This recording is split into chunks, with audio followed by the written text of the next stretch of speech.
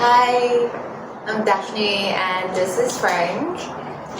Just want to elaborate a little bit more about the thorax in regards to heart opening. The thorax is also the area of the rib cage, and the rib cage houses the heart and the lungs. It's a three-dimensional structure. The thoracic spine, from here, it starts from T1 on the first rib down to T12 to the last rib. It is in a concave shape, which is called a kyphosis. And it is in this shape because it has to provide the space and protection for our vital organs, which is the heart and the lungs.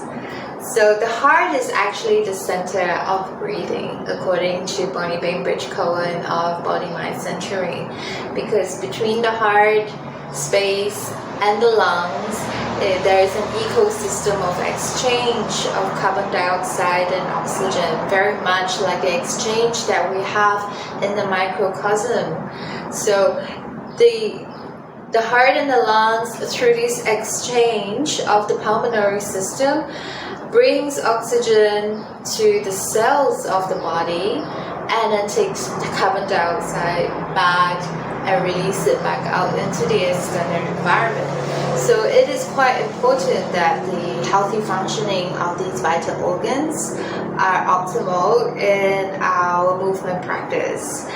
So in yoga practice, I have seen many people trying to really find a deep back bend, and the very common instruction of pressing the shoulder blades down the back to lift the sternum may sometimes be quite counterproductive if we're really looking at opening the heart, because what happens is that it compresses the pulmonary system, the pulmonary artery and the pulmonary vein, which is at the back of the heart, and when we push the sternum forward, it actually contracts the lungs and pushes the heart forward. So, and then what happens is it squeezes the lungs and it squeezes the heart in return. So we're not actually opening the heart. In fact, we are putting quite a lot of undue pressure in our respiratory system. This example in the cobra pose. I'm going to press my shoulder blades down my back and allow the shoulder blades to move towards the front of the sternum and squeeze my heart into the front body, coming up in cobra pose. Maybe I look aesthetically pleasant, but my experience now is strain in my lower back, quite a lot of discomfort in my breath, and I can feel my heart rate rising.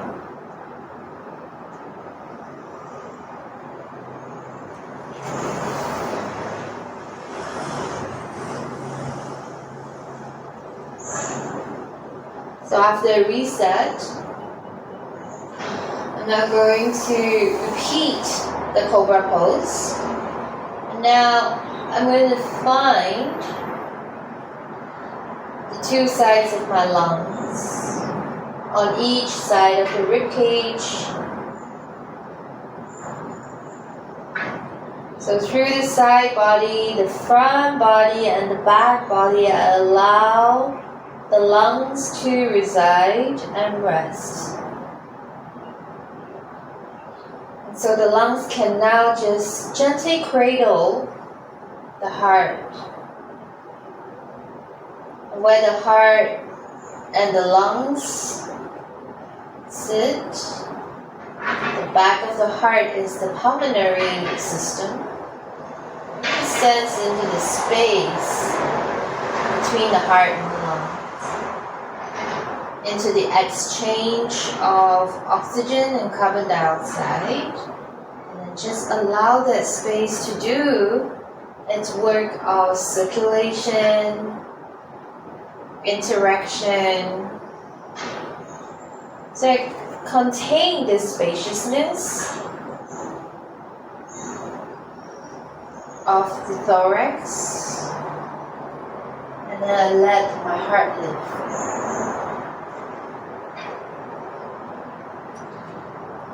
Now there's a nice sense of support that I'm getting from the organs. And the heart is quietly beating, quietly lifting. Then I'm going to allow this lift of the heart to take me back into child's pose.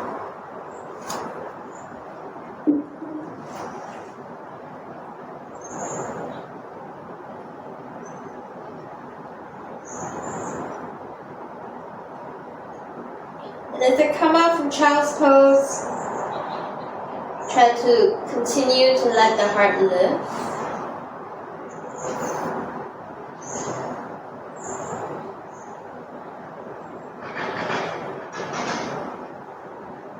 So it's totally different experience from the alignment biomechanics driven set of instructions of pressing the shoulder blades into the sternum. If this is too experiential for you at this point to really think about organs and feeling, sensing into the organs, you can also use some kind of support.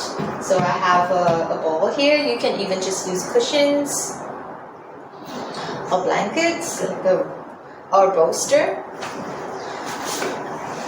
And what I'm going to do is to take the ball underneath the space between my shoulder blades. So between the two sides of the lungs, I'm leaning back.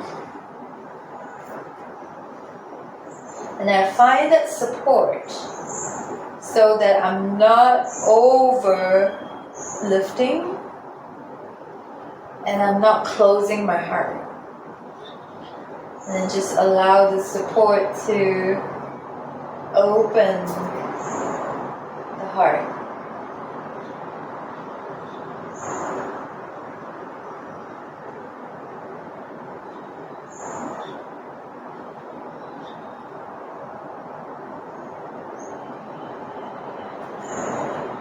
And then coming back up, letting the heart lift.